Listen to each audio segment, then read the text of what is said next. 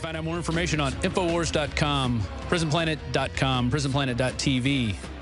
And if you want to watch the show free for live on Internet TV, you can go to Infowars.com/show. And you can watch all the stuff we're doing here, showing you the articles, showing you video clips. I've got riding shotgun with me, Paul Watson, over in England. We're talking about ISIS right now. But first, before we go any further, we're going to go to your calls. We got Bowser in Missouri. Thanks for waiting. What's your question, Bowser? Yes. Good to talk to you, Info Warriors. Really enjoy Paul Watson's reports. He's great. I called today. I'm an old guy, 61. I was a medic in the paratroops. However, my dad was a colonel. He was an NBC warfare expert, a general staff officer. I've been worried about biological breakouts since I was about 10 years old. I just wanted to bring attention to your listeners a great book that truly brings home the horrors of the biowarfare scenario, and that is a book called The Demon in the Freezer. You can find it on Amazon. And it covers the Marburg virus, which is essentially the same thing as Ebola, and smallpox, etc. And it closes out the book with the last couple chapters on the monkey house in Reston, Virginia. And I guarantee you'll have a week's worth of sleepless nights after you read that book. That's all, guys. Well, let me tell you, I couldn't sleep after watching that Nova clip, just how they knew back in 1989 that this disease could go airborne. Back then, they had traced it going through the ventilation shaft, getting different areas of monkeys were getting infected. They had to eradicate 400 monkeys, and it was the U.S. military going in there in secret doing this. This never made the news. And it becomes a footnote in a Nova presentation with a nice narrator talking it over like it's no big deal. Right. They eradicated the problem. Yes.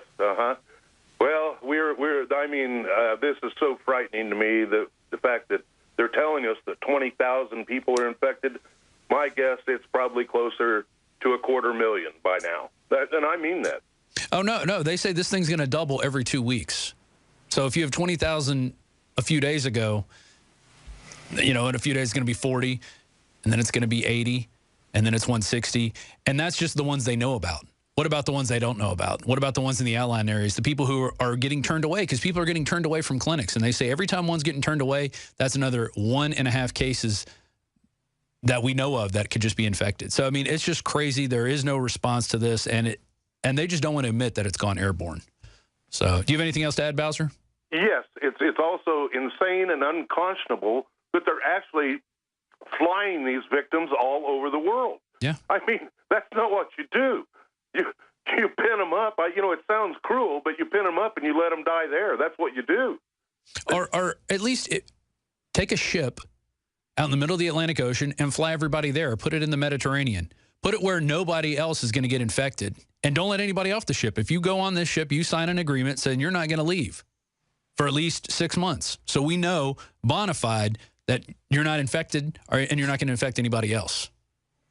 Yeah, it's just unconscionable the way they're handling this. And they're doing it, I think, on purpose. I think it's all part of the global depopulation plan. I really do, fellas. Well, Bill Gates is getting involved now, and now GlaxoSmithKline wants to make a vaccine.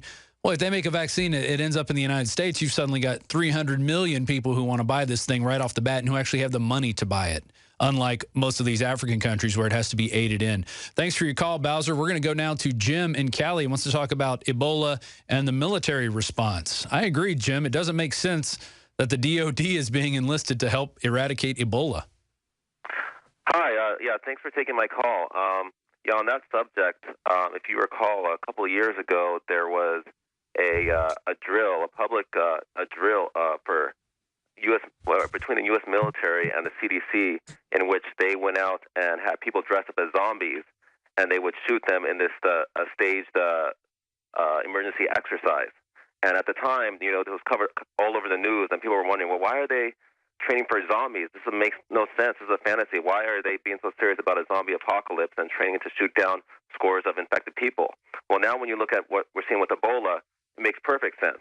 They needed some sort of fantastical cover for what could be a real scenario where you have hordes of infected people that they need to quarantine. And at the end of the day, they'll do to us like they did to those monkeys and just shoot us all down. So, and it'll be a secret military mission where they close off a city and come in and firebomb the place, and then those who get out will be shot with guns. I mean, you could see that in the movies. And Ebola is a zombie-like virus. I mean, it transmitted through blood, through biting. It makes sense that they would be training to eradicate zombies because that's what they think is coming down the pipe. And that, you know, of course, the CDC is involved in it, but they'll have their experimental vaccine that's probably clean, not filled with mercury to help themselves out. Yeah, I agree. People got to look into this stuff. It's always stuff that happens 2 or 3 years ago that's now coming back into the news. You got anything else to add, Jim? Yeah, speaking of the vaccines, I just got a chance to watch World War Z, and one thing that caught my attention is that their solution for the zombie virus was to inject everybody with another deadly virus. Yeah, and they don't talk about what happens after that. Yes, exactly. But that was the hope of mankind, was to basically inject yourself with another deadly virus. So hopefully that's not predictive programming, but you know how Hollywood is these days. Well, in book 2, apparently, or I think in the next movie, if they do make it, apparently they come after gun owners next. That's the big fight, is in the U.S. with the patriots who have their guns still and don't want to give them up. So that's where that is going. Thanks for the call, Jim. We go now to Roy in Montana. Roy, how's it going? Good. Thanks for taking my call. I really appreciate getting to talk to you. And Paul, I really respect you guys. Yeah. What's your question? Go ahead. Well, I don't actually have a question. My son was in the Army. He was in a sniper recon platoon over in Afghanistan, came back, and then he has to do a stint in the National Guard for a year and a half or 2 years. And they just got done with their big training down in Idaho, and there was a 2-star general and 2 guys there from the Pentagon. And each of them was given a survey, and the survey said, are you willing to confiscate weapons from civilians? And if ordered to, will you fire on American citizens? And, he said they were outraged. And the general told him that the Pentagon guys said they were gearing up for something in 2016, but they wouldn't tell him what, and told him a couple of other things on the side. And so I thought you guys would be interested in that. That's very interesting. Is that online anywhere, or is that this is just a story from your son?